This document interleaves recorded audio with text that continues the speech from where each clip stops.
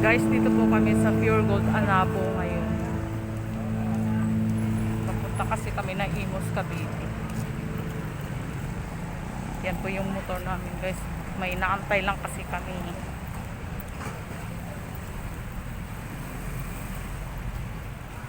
Ayan po yung asawa ko. Buntis na buntis. May nintay ako. Sa ano ko pa. Ayan po. Yung motor din niya, buntis rin. Parehas na dalawa. Kaya kita niyo buntis.